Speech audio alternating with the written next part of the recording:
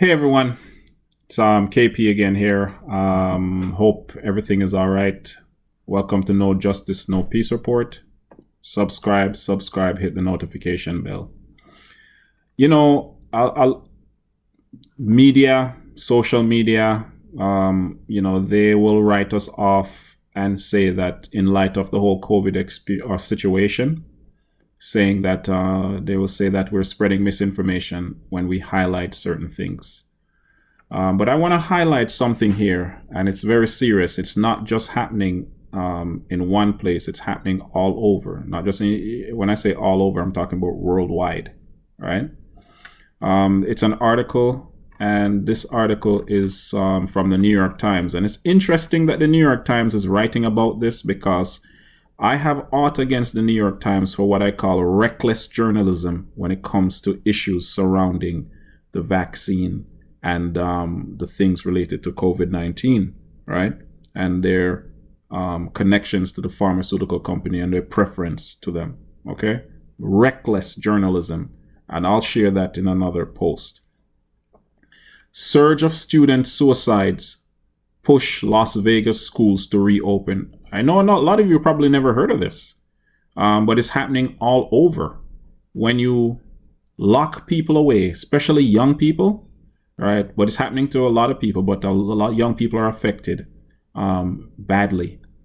Firmly linking teen suicides to school closings is difficult, but rising mental health emergencies and suicide rates point to the toll the pandemic lockdown is taking. Let's see here. Since school shuts their door in March, an early warning system that monitors students' mental health episodes has sent more than 3,100 alerts to district officials, raising alarm about suicidal thoughts, possible self-harm, or cries for care. By December 18th, students had taken their own lives, right? And this article is dated January the 24th, 2021. The spate of student suicides in around Las Vegas has pushed the Clark County District, the nation's fifth largest, towards bringing students back as quickly as possible. This month, the school board gave the green light to phase in the return of some elementary school grades and groups of struggling students, even as Greater Las Vegas continues to post huge numbers of coronavirus cases. Adolescent suicide during the pandemic cannot conclusively be linked to school closures. National data on suicides in 2020 have yet to be compiled. One study from the Centers for Disease Control and Prevention showed that the percentage of youth emergency room visits that were for mental health reasons had risen during the pandemic. It's just obvious, right? The actual number of those visits fell, though researchers noted that many people were avoiding hospitals that were dealing with the crush of coronavirus patients, and a compilation of emergency calls in more than 40 states among all age groups showed increased numbers related to mental health. Even in normal circumstances, suicides are impulsive, unpredictable, and difficult to ascribe to specific cases. The pandemic has created conditions unlike anything mental health professionals have seen before, making causation that much more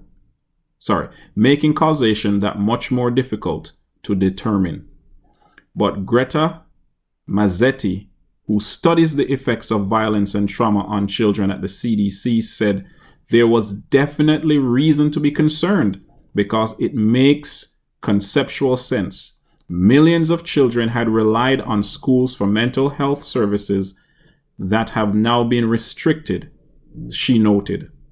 In Clark County, 18 suicides over 9 months of closure is double the nine the district had the entire previous year. Dr. Yara said 6 students died by suicide between March 16th and June the 30th.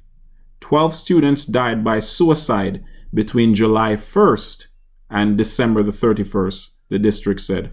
One student left a note saying he had nothing to look forward to.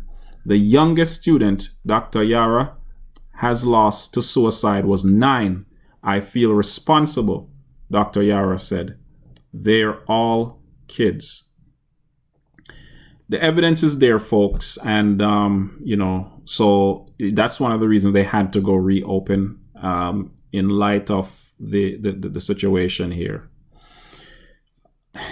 People are suffering mentally. So there are other things that I have noted on here in terms of what's happening in the pandemic. This, being locked away, you're restricted with masks and all these different things. Yes, the coronavirus is real and it is killing people, but to suppress the voices of individuals who can lend to helping in the situation is not a solution. And just write them off as spreading misinformation is not a solution. Like I said, I'm surprised that the New York Times even wrote this, because they're one of the outlets guilty of being so pro Big Pharma. They're avoiding and ignoring good information that's out there. In another post, I'll share a particular article that they wrote that I was very, very disappointed in for coming from the New York Times. There's a lot more to read in the article. I'll put it in the description box. Check it out for yourself, right? But these kids are committing suicide, and it's not just here in the United States. It's in Canada as well and around the world. All right? Stay woke, stay safe, all right? And stay red.